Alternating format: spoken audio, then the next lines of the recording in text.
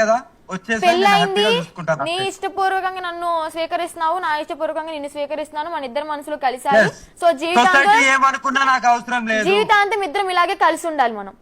100%.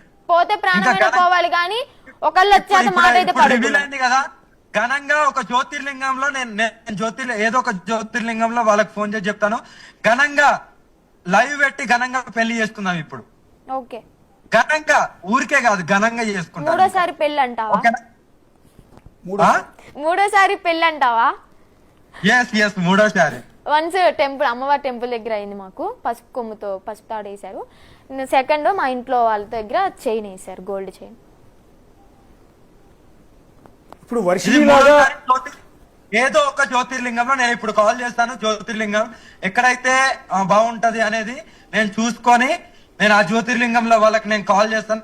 నేను ఇలా వస్తున్నాను అని చెప్తాను. ఇంకొకటి, నీవి నెంబర్స్ ట్రాపింగ్ లో ఉన్నాయి, నాకు ఇచ్చిన పర్సనల్ నెంబర్ ఒక్కటే యూజ్ చేయి ఈ లైవ్ అయిపోయిన తర్వాత. ట్రాపింగ్ చేస్తే పెద్ద మ్యాటర్ ఏం కాదు. మంగళగిరి పోలీసులు కూడా సార్ నేను కంప్లైంట్ ఇచ్చి వచ్చేసాను కదా, ఇటు వినండి ఒకసారి. నేను కంప్లైంట్ రాసి వచ్చేసాను, ఎవరు బలవంతం లేదు, నా ఇష్టపూర్వకంగా అఘోరమ్మతో ఉండడానికి వెళ్తున్నాను అని.